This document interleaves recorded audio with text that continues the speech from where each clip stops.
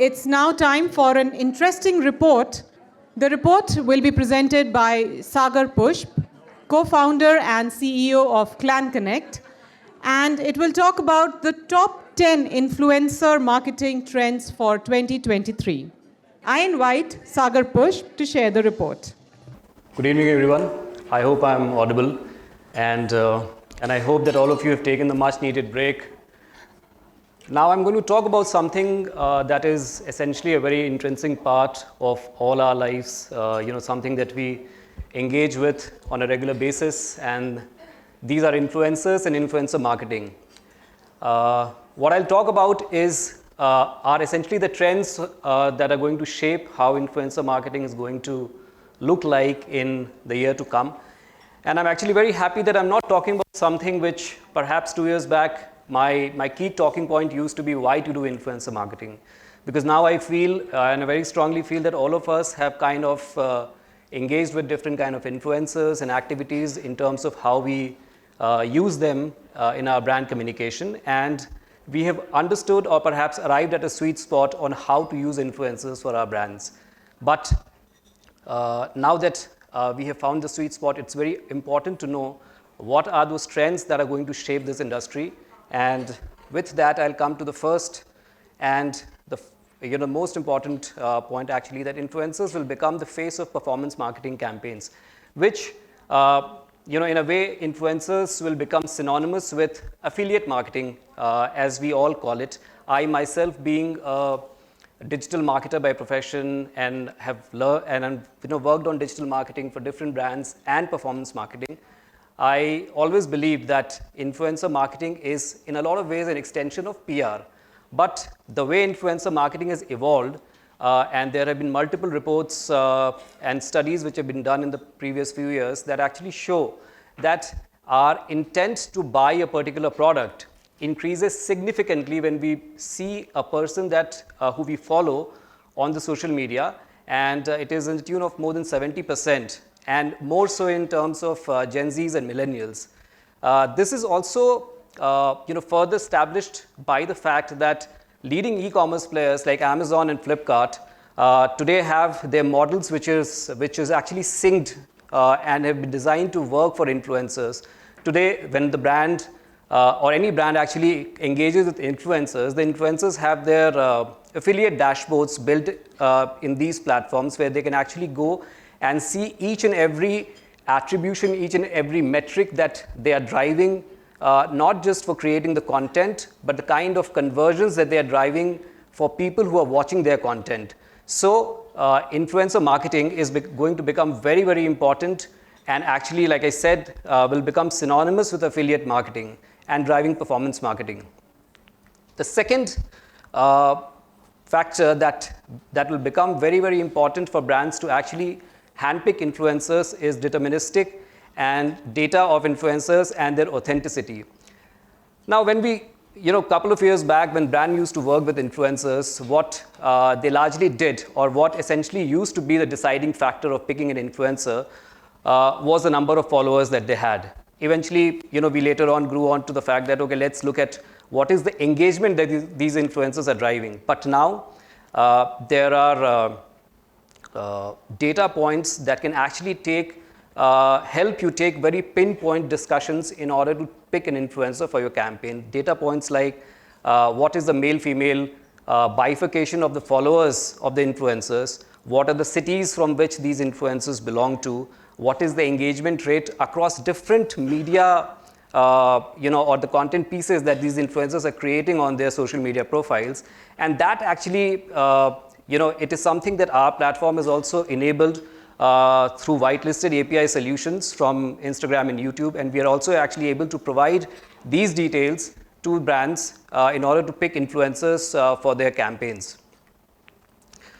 Live commerce, which is a third important trend, will add a new dimension to influencer marketing. It is an extension to the first point that I said, but it further accentuates the fact that when we actually see an influencer or a person that we follow on social media, and when they talk about something, our intent, and in a lot of ways it can be called as impulse buying, kind of becomes much higher. And recently we did a campaign with H&M. There was a live product reveal that was happening, and the people who were watching that video could actually go online in real time and buy those products. It was also very recently seen with the Prime Day sale, the recent Prime Day sale that Amazon did. And on the first day of the sale, they had a number of influencers who were actually creating and revealing all the products that were coming on sale on the Amazon sale day. And there were links where people could go and actually buy those products. So, like I said, live commerce, e-commerce is going to become an extension of how influencers now engage and create content for brands. Very important point. Influencers or influencer marketing will become the most powerful medium of communication, cutting through the diversity. A lot of us, people, who are sitting here, who have worked across creating communication, have often found situations which can become difficult when you're trying to, communicate something that's very subtle. Essentially in form of TVCs, it can actually create some bit of controversy. Sometimes we have seen with some ads in the recent past about a few brands, and it created a lot of furor online, or it can create. But when you actually work with influencers, it actually helps you in in delivering that message in a very, very subtle manner. And things like LGBTQ.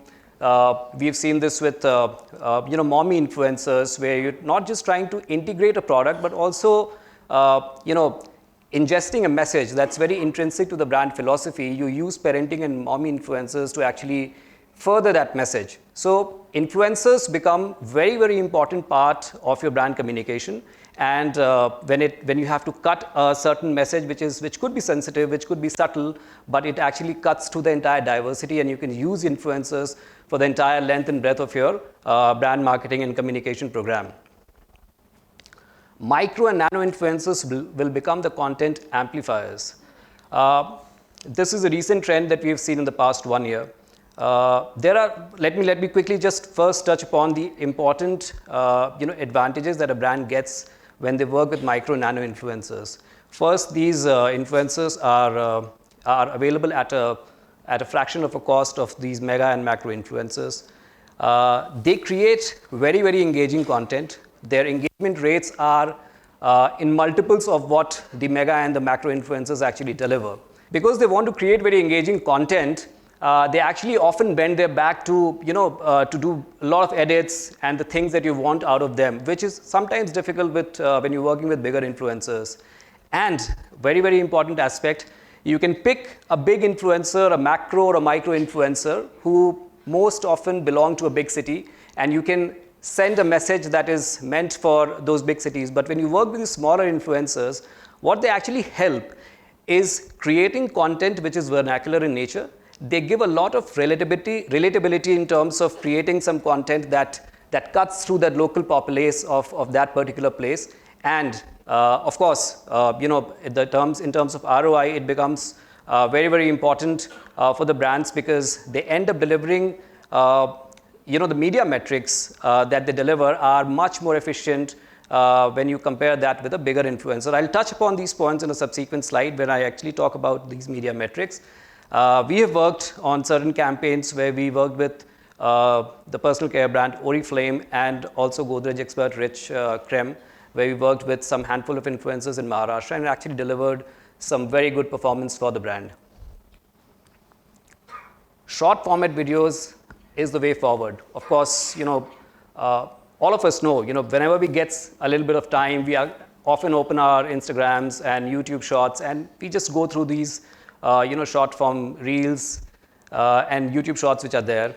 After TikTok got banned in India, these local homegrown short form video platforms like MX, Takatak, Moj, and all that gained a lot of prominence.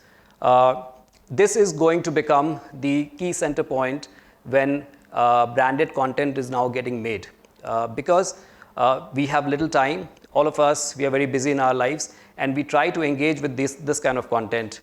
Research has also shown that the kind of ROI that you get when you work or when you create these reels, Instagram reels, is much more. We did a campaign with Kellogg's a couple of months back, And we engaged with two influencers, and we actually had done a similar campaign about 4 months back. And when we compared the performance of the previous campaign with the ones where we actually created just the reels, we saw that there was a significant improvement in the ROI, and in terms of the reach also that these short form videos delivered. So short forms videos are going to be here and the way forward. Performance and ROI will become the key determinator for selecting influencers. 2 years back, when we used to work with influencers, we would look at perhaps the top line, top funnel metrics of our brand communication, which is what is the awareness that the influencer can drive. Maybe what is the intent. When I say intent, we would look at things like, shareability, likes, shares, comments, etc. And that's where the communication, the metrics to judge the performance or the efficacy of a campaign would end. But now brands have started to equate media equivalence with how the influencers perform.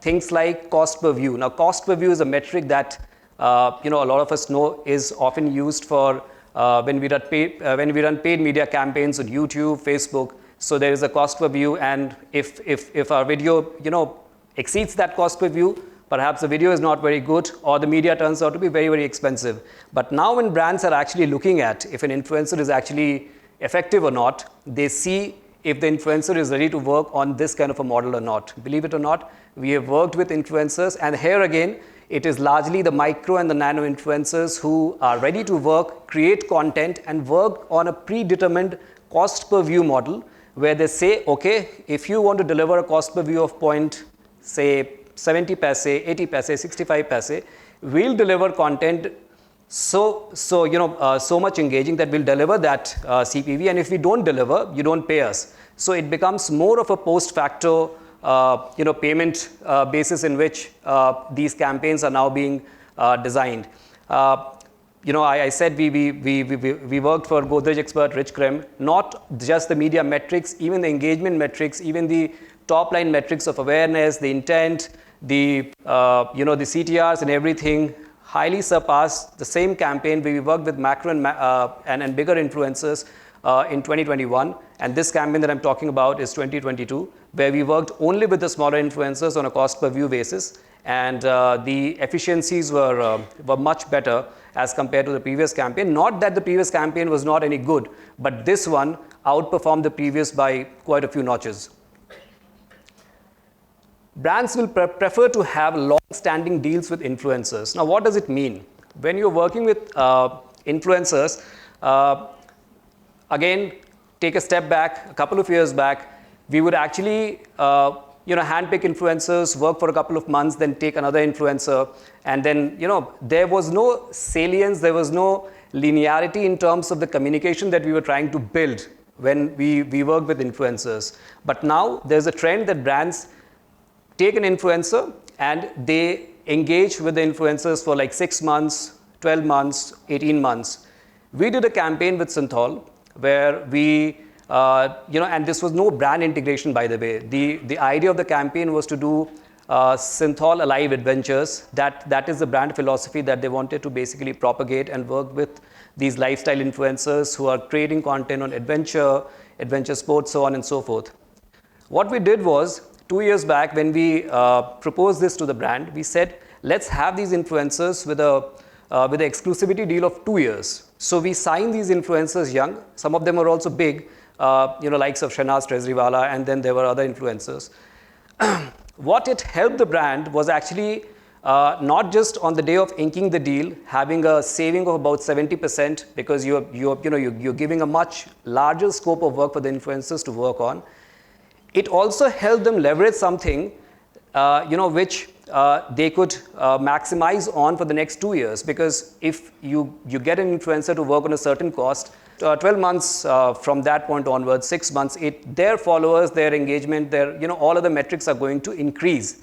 Nothing decreases. But when you freeze a deal with an influencer on a certain date and work on a long-term basis, you're creating brand salience, you're creating a linearity in terms of the communication that you're trying to build across a period of time. Or you're also getting a lot of cost benefit because you sign them young and you sign them with a cost benefit on a certain day and you leverage it for a longer period of time. Plus, these influencers have signed up on an exclusivity deal, so they also cannot work with competition. So that also creates and enables a lot of seriousness in terms of the communication that you're trying to build.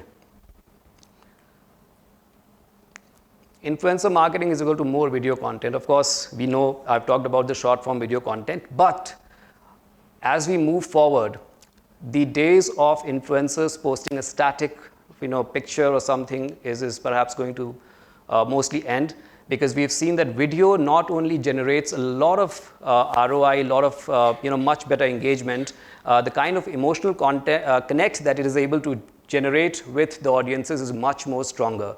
So, of course, this entire growth that we'll see in the coming years will be led by short form video content, but there will be long form video content also. When you're talking about specific brands or specific categories or industries like automobiles for that matter, mobile phones, there you need a much deeper understanding of the product. These are high involvement products, and you want to see the features and all the things that these brands are basically propagating about. And that's where you need influencers to create long form video content. So they will definitely exist, but adding on to my previous slide, it will be driven by short form video content, and video is going to drive the entire influencer marketing communication in the next few years as we move on from here.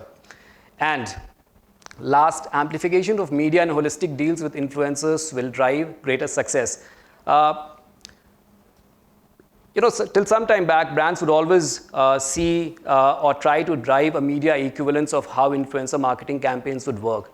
But they later on realized that some of the content that these influencers are making is highly engaging. They become viral, and it is generating a lot of engagement. So what they did, and it is actually in addition to or perhaps an extension to the previous slide, when they are working with influencers and they are inking those deals, they get the influencers to work on giving them the digital rights of their content also. So what they do is, if you're working with 10 influencers, you basically see that 3 of these influencers have created some very engaging content.